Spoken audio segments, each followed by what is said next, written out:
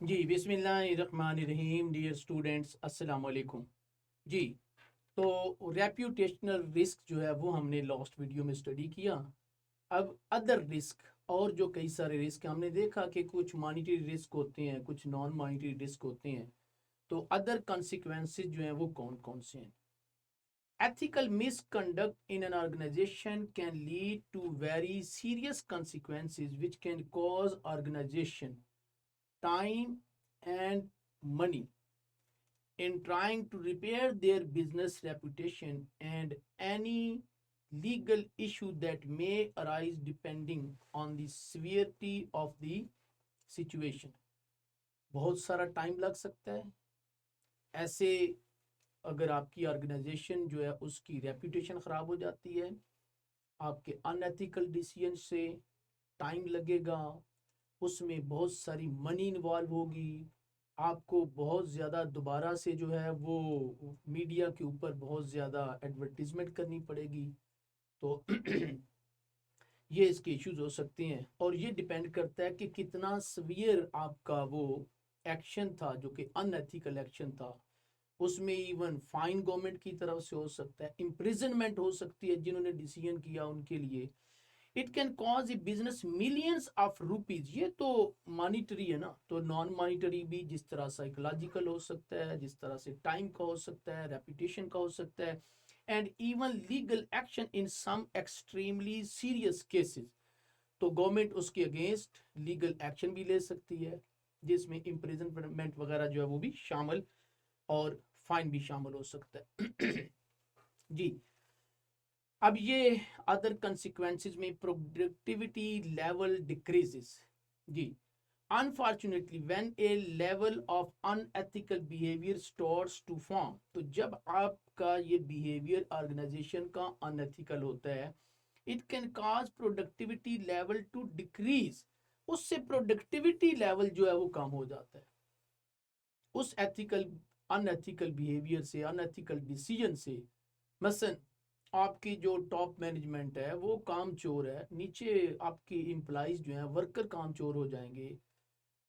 आपकी top management जो है वो जिसने डिसीजन करने हैं वो टाइम पे नहीं आती है, इरेगुलर है, पंक्चुअल नहीं है, इधर भी ऐसे ही होगा, प्रोडक्टिविटी कम हो जाएगी। विच सराउंड द पर्सन और कॉर्पोरेशन इन क्वेश्चन, तो ओवरऑल आपकी पूरी ऑर्गेनाइजेशन में फिर ये प्रॉब्लम आ जाता है। जी, loss of respect in episodes where managers or leaders start to make unethical decision, जहां पे लीडर मैनेजर unethical decision करते हैं, it can lead to employees losing a lot of respect for their bosses। अब एक employ जो है वो देख रहा है कि उसका मैनेजर, उसका बॉस जो है वो झूठ बोल रहा है, उसकी कोई रिस्पेक्ट नहीं रहेगी। वो देखता है कि ये जो ऑर्गेनाइजेशन का टाइम है इसमें आके तो अपने काम कर रहा होता है, ऑर्गेनाइजेशन की जो चीज़ें हैं वो अपने पर्सनल यूज़ के लिए यूज़ करता है। तो डेफिनेटली फिर उसकी कोई कमांड नहीं रहेगी, उसकी कोई रिस्पेक्ट नहीं रहेगी अपनी एम्प्लॉइज के लिए। तो फिर एम्प्लॉइज उसकी किसी बात को और कोई रिस्पेक्ट नहीं होगी। डेफिनेटली हमने देखा है ऐसे लोगों को, कुछ इस तरह का जिनका बिहेवियर होता है, तो एम्प्लॉइज में उनकी कोई वक़्त ही नहीं होती है, कोई रिस्पेक्ट नहीं होती है, कोई कमांड नहीं होती है उनकी। सो लिहाजा ऑर्गेनाइजेशन में तो एक स्ट्रक्चर है ना, तो जो आपके जो सबॉर्डिनेट्स हैं उन्होंने फॉलो करना होता है आपको। लेकिन वो क्या फॉलो करें जब आप खुद 2 नंबर काम कर रहे होते हैं। जी, it can lead to employees losing a lot of respect for their bosses. तो रिस्पेक्ट जो है वो आपकी खत्म हो जाती है बॉसेस की।